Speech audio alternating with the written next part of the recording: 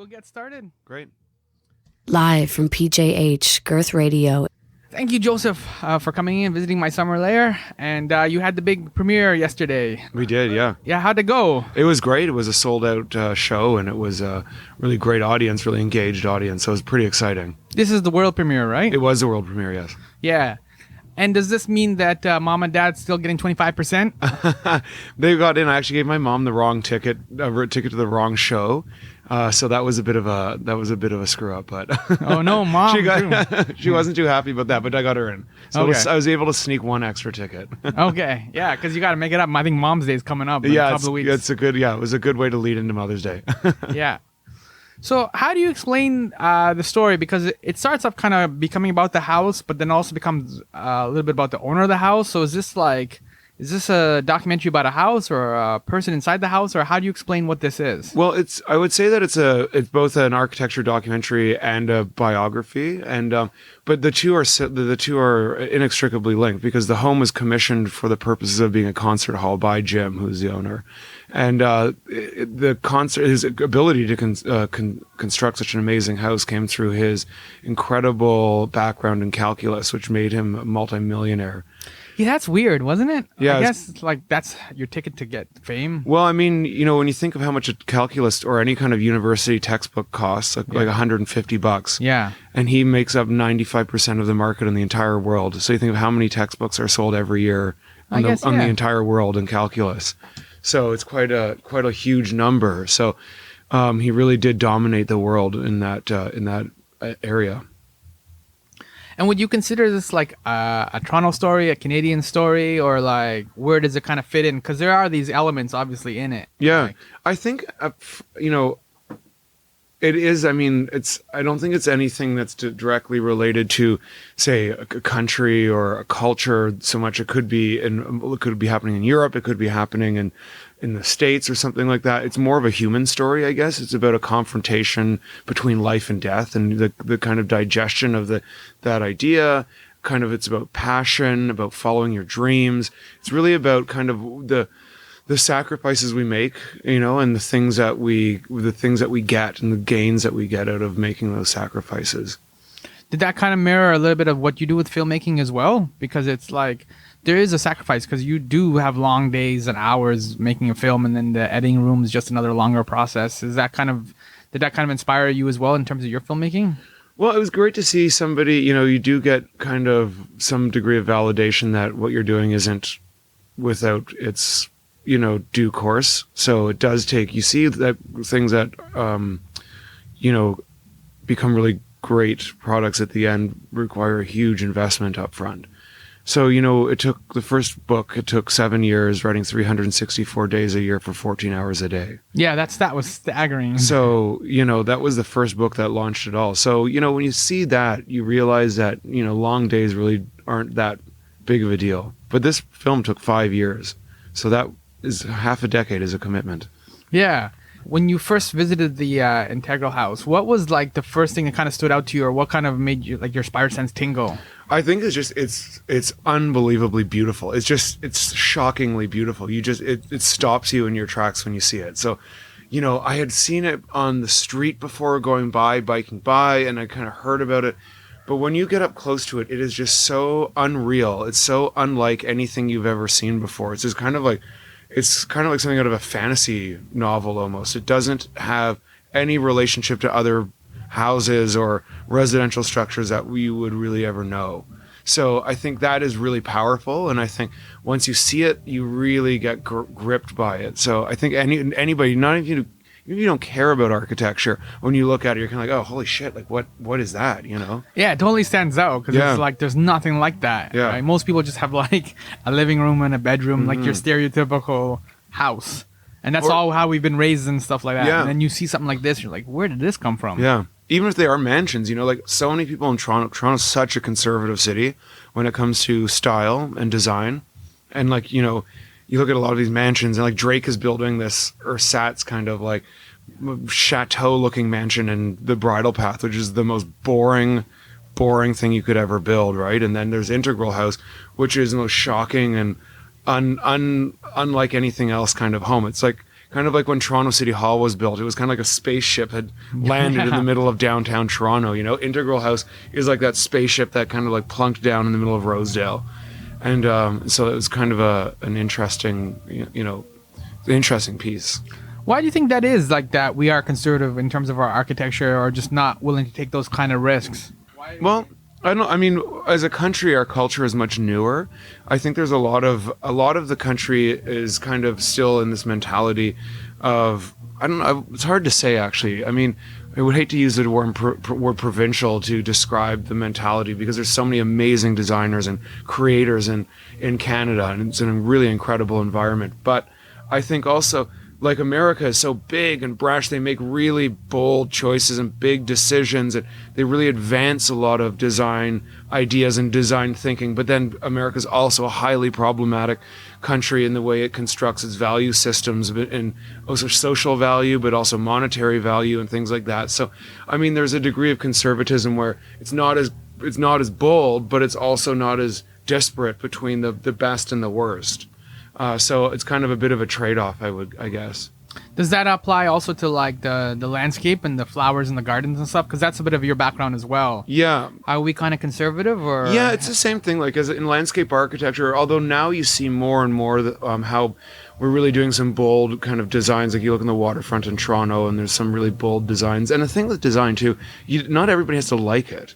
You know, it's like not everybody's gonna like anything, but that's not how it works. Yeah, now. but it's about challenging, it's about thinking, it's about engaging, and really showing people that there is more to it than just the basic rudimentary kind of applications. And so, yes, Toronto is also conservative in landscape architecture, but again, those things are being broken down every year that passes. And places like Integral House and the landscape architecture on the waterfront in Toronto, and some of the great parks that are being built in Toronto, are partly responsible for breaking down that conservatism. I'm also thinking of the High Line in New York City. Yeah. That's a great, like, above ground park. I guess that's what's considered. Yeah, like, it's a linear above ground park. There's a fancy pants term I was yeah. looking for. Yeah, this is your department. Yeah. But I just wander around like a lost hobo. And I'm like, this place looks great. But it's amazing. But that was the piece that really put landscape architecture on the map, where people were like, oh, this is what landscape architecture is. And like, oh, well, this is amazing.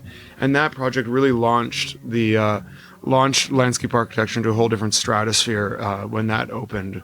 And I worked in New York City for Ken Smith, landscape architect, and we worked on a project with Pete Udolph, who did the planting design for the High Line, which designed all the gardens and all the plants up there. It's really beautiful. If nobody's like, if somebody hasn't gone, like, you really need to check it out. It's incredible, and it's like, even just to look at photos of it. But when you work with artists like that, and Pete Udolph was the most generous and gracious, humble person. And, it's not really a profession that's known for that. So you work with people like that, and you really begin to see how things can build into bigger ideas, and you build bigger communities around those ways of thinking, or those those sorts of projects. So working with Pete was a really eye-opening experience as well. That echoes what kind of like Jim's work with the Integral House, Mm-hmm. right? Jim Stewart's house, because it was like he wanted to build this community, and there was all these fundraisers and all these music events and things like that, and so he was able to just basically create this hub where he could draw all these different people to him, and you kind of touch upon that in the documentary. Yeah, I mean, Jim built the house to host concerts basically for himself and his friends. He played in the symphony orchestra in Hamilton, where he taught at McMaster University. He was also the concert master of the symphony orchestra for McMaster. So really deeply engaged in the music world. But what happened was he started holding concerts, and then people were like, what would be great is if we could hold a concert here and raise money for the Hamilton Symphony Orchestra, for the Toronto Symphony Orchestra. So they started doing that, and then people would sell tickets, and people would come like, oh my God, this house is amazing. Like, could we do this event there? And so it just kind of ballooned into this completely unexpected sort of thing for Jim. So he was kind of like the accidental impresario. And so it really became very quickly a hub in Toronto for cultural fundraising and humanitarian fundraising as well. Did the house also have some, like you were mentioning before, like the share of, like, did it have a share of critics as well? Where people were this is the ugliest thing I've ever seen? Or people thought it was really over the top and overwrought. Like, why would you put so much time and effort into these details? But I mean, it's like anything, there's always going to be a critic, right? So nothing will ever be, like, there's people that don't like not everybody likes the Mona Lisa, you know, not everybody likes Jackson Pollock's work. Not everybody loves every Kubrick film that was ever made, you know? So, and not every Kubrick made film that was made was excellent. You know what I mean? So it's a very kind of like open-ended situation. It's more like, how do you respond to something than what is it actually, you know?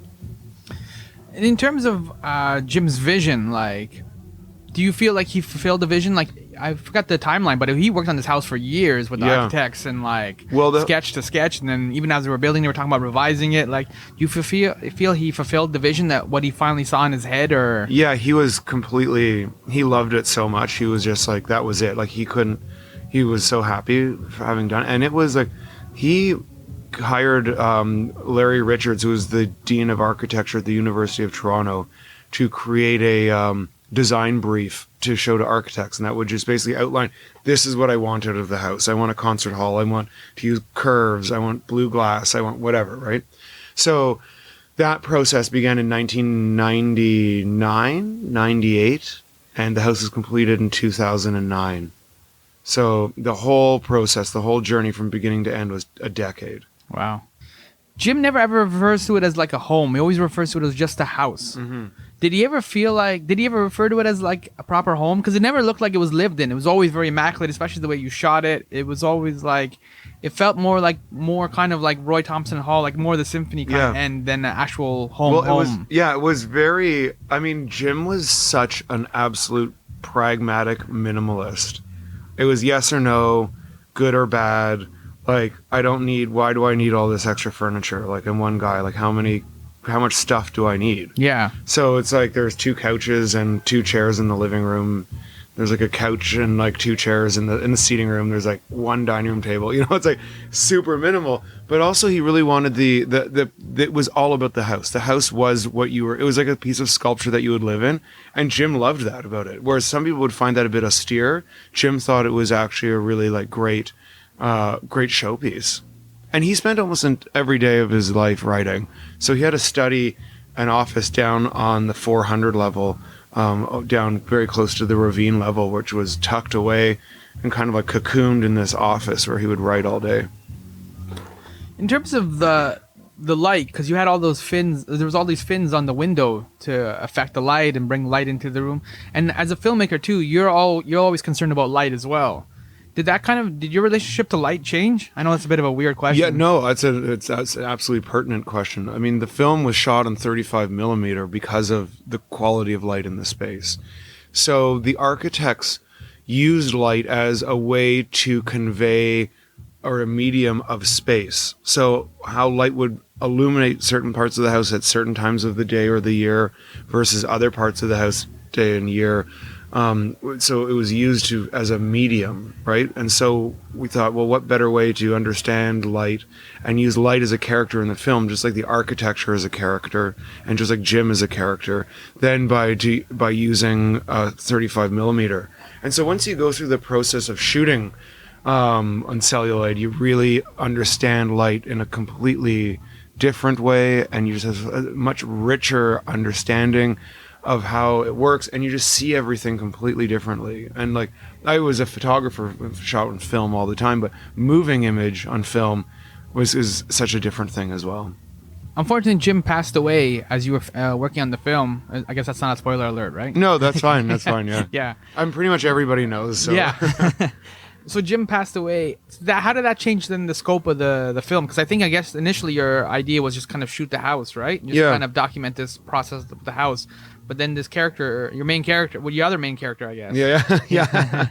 Passes away. Great. The house has this kind of certain degree of kind of like immortality, I guess. So yeah, I mean, it changed. I mean, it started off as a short architecture documentary. Then we kind of got to know who Jim was through talking to him about the house and whatnot, and realized he was a phenomenally fascinating and interesting, important Canadian, let alone individual. And so then we're like, okay, well, then it expanded from, say, maybe a 15-minute doc to like a half hour that we thought, oh, maybe we can do a TV half hour or something, a short doc. And then when Jim got sick, we realized that this was a really important story that really needed to be told. And also, as in terms of storytelling, it just became a very powerful story to have that kind of transition in the middle of the story like that is it's a powerful storytelling situation. So we thought this was, and I said to Jim, it's like, you know, do you want to keep going? Do you not want to keep going? Like, what do you want to do? He's like, no, we absolutely need to keep going. I was like, well, I've got to tell you, like, this will really make this film incredibly powerful because this is like your classic plot twist. And he's like, well, if anything good can come out of this, then that's great. So he was an incredibly pragmatic individual in that respect. Yeah, like what we were saying, like when you first came in, like you had that really nice kind of scene where it kind of fades to white, right? And then it's kind of like that's then Jim's kind of gone after that. Yeah. What is the fate of the house now that Jim's gone? Because obviously, like... So the house was purchased by a guy named Mark Machen, who is a British guy, and his wife is actually a Canadian who's a trained architect. And they absolutely love Integral House, and they bought it to preserve it, to respect it, and to continue not only the kind of the respect of Integral House as a piece of architecture, but also the programmatic elements of Integral House. So they will be continuing to have the house open to the public for, not open to the public necessarily, but holding fundraising benefits there. So if you really wanted to see it, you know, buy a ticket to support a certain charity or whatever might be happening there, and you would be able to go in. And most people who build houses like this or buy houses like this, the first thing they want to do is put a big gate up across the end of the driveway, build a wall around it, have nobody can see it, nobody can come up to it. We do that with Banksy. So. Yeah, right. And now here we have somebody that's doing the exact opposite, saying, come on in, this is for everybody, this should be for the benefit of the community, this should be for the benefit of individuals. So it's really amazing to see that. And in fact, you know, the owners even bought all the contents of the house. So as an architectural piece, because Shim Sutcliffe Architects actually designed the furniture, some of the furniture for the house, so all the pieces they designed for the house are still there. And those that were curated to be in the house are still there. So this idea of completeness is really interesting. And it's fascinating to see that that's going to continue as well as that entirety of a vision. And what are you hoping with the doc after Hot Docs is wrapped up? Well, we were really lucky. We actually just announced today that we sold the film for Canadian distribution. High five. That was pretty good. Yeah. Very happy about that. So Blue Ice Films picked it up. So we're hoping to do, you know, like the classic like VOD, video on demand and stuff like that, which is really where the market is going for films now, as more and more people are streaming content online and things like that. Also makes it more accessible. A film like this is very kind of specific in a lot of ways. So it may not go to a lot of towns, like theaters in smaller towns and things like that, whereas VOD allows that to really reach a much broader audience, which is fantastic. And then, you know, festivals across the country, and then, you know, like select release in like, you know, 5 big cities, Vancouver, Montreal, Toronto. I know Hot Dog Cinema wants to actually do a screening run at their theater in Toronto after the festival. It makes sense because we were talking at the top, like, is this a Canadian doc? Is this a Toronto doc? Yeah, it is. It is in so many ways, and it isn't. So it's good. It's great. The thing with this film, it really speaks to so many different angles. It's classical music, it's architecture, it's biography, it's Toronto, it's Canada. It's like, it's a human interest story. It's not just a, you know, a Jim Stewart narrative. It's, you know, there's so many ways of looking at what this could be. So I think that's a really great benefit and that subject. So. And the thing too is we're not cranking out those heritage moment commercials anymore, right? No, yeah. So this is like to capture people like Jim Stewart. Like this is kind of like the best way to do it now, right? Yeah. Because there are a lot of Canadians who do some really cool stuff or unusual stuff, and we know don't nothing about. Right. Yeah. And I think as Canadians, we need to be more proud of our communities and our culture and our heritage, and really really understand what the deep value of that is and what that breeds in so many ways that are not literal or in your everyday life, but are the fabric and the thread of how the society kind of operates as a whole, how we as a society, how we might vote on certain things, or things we might fight for, or things we might fight against. You know, those are the kind of the very subtle things that happen every day that, you know, I think are kind of ingrained in the country. And I think it's really great to bring those people that are kind of championing a lot of those movements and those things forward. So I think that's really important. Did a lot of that perspective you just talked about, did that come from just living in New York City and then just like having that distance away from Canada so you can get that perspective and then you can kind of better appreciate stories like Jim Stewart's? Yeah, I mean, I was always interested in stories. I really gained an appreciation for the culture of this country. I lived in Australia and spent a lot of time in Italy, and then many years in New York City, and obviously New York being one of the most liberal of cities in the United States. And even there, seeing the deeply segregated culture and institutionalized racism that was much deeper, and institutionalized homophobia that was much, much deeper and much more ingrained than it was here. It made me wake up to how good things were. Kind of going back to that earlier statement, things may not be at the best of the best like they can be in America, but it was certainly far better than the worst of the worst in America. The poverty and the racism and just completely built into the system, into the psyche of the country. So I gained a deep, deep appreciation for Canada. And when I came back, it was just such a, I just felt so happy to be back. And I've been able to create something I never would have been able to create in New York. The culture wouldn't have allowed it. The way that the structure, the NAFTA visa that I had when I was living there wouldn't have allowed it. Like, coming back home allowed me to change my entire career. And what is the next step for your career? What is the next project, or like? Or you just want to break now? Yeah, no. Oh my God, I'm not a person. I'm a teacher. I teach at the Halliburton School of Art and Design, philosophy of drawing, poetics of space, and I'm a landscape designer, and I run my own design practice. Documentary filmmaker. I'm a writer. So I'm definitely not one to take a break. So I'm currently working on 3 different documentaries, just kind of in the proposal stage, about immigration and food, and how immigration changes food and cultures, and where they go to, how the cultures impact their food. And, other kind of design documentaries and landscape architecture, and my own practice. And there's a lot going on. That was a very rambling answer. Yeah, no, sorry about that. There's a lot going on there. Yeah. Yeah. At least you got it all straight, though. Yeah, right? hopefully. Okay. So you have one more screening up at Hot Docs, and like you said, then Integral Man will be out. We'll probably do a run at the Bloor, and also video on demand, right? Yeah, and festivals across the country, and theaters across the country, hopefully. Great, and people can check it out at hotdocs.ca, and all the information is there, as well as I think what's the website for the? It's designland.ca. And right now we haven't updated anything because we just found out that we just confirmed the sale of the film. So we'll keep it updated as to what's going on, where it's going to go and screen, and when it's going to be released. All right. Thank you, Joseph, for coming in and hanging out and sharing the backstory of one of Canada's coolest stories and coolest houses. Yeah, great. Thank you. I enjoyed it. Do you think you can get me in? Yeah, we'll go and we'll have some wine. Only white wine though. No red wine is allowed. Okay, that makes sense. No coffee, no Coke, no red wine. All right, we can do that then. Yeah. Sneak me in through the back door. Yeah, We're good to go. Thank you. Thank you very much.